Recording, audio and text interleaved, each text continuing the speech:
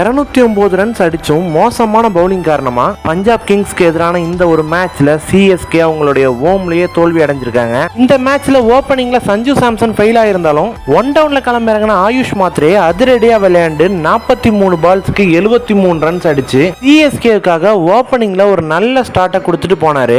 அதுக்கப்புறமா சர்ஃப்ராஸ் கான் 12 பால்ஸ்ல 32 ரன்ஸ் அடிச்சும் சிவம் துபே 27 பால்ஸ்க்கு 45 ரன்ஸ் அடிச்சும் 20 ஓவர்ல சிஎஸ்கேவை 209 runs reach பண்ண வச்சாங்க.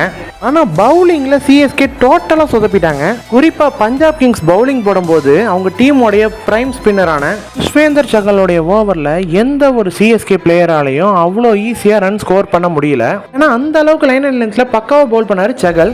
பஞ்சாப் பேட்டிங் ஆடும்போது சிஎஸ்கே டீமுடைய எல்லா பவுலர்ஸும் ரன்களை வாரி வழங்கினாங்க.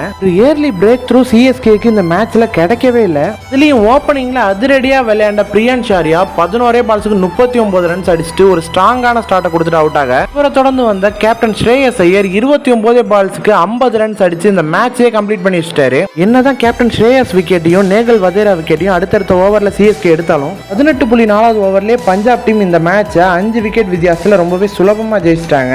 சிஎஸ்கே உடைய மிடில் ஆர்டர்ல டெவால் பிரேவிஸ் ஆடுறது எந்த அளவுக்கு முக்கியமோ அதை விட முக்கியமா பவுலிங்ல மேட்சை காப்பாத்த பத்திரனா பிராவோ மாதிரியான சாம்பியன் பவுலர்ஸ் இப்போதைக்கு சிஎஸ்கேக்கு தேவை. அப்படி மட்டும் நடக்கலனா வரக்கூடிய மேட்ச்லலாம் சிஎஸ்கே ஜெயிக்கிறதே ரொம்ப கஷ்டம்.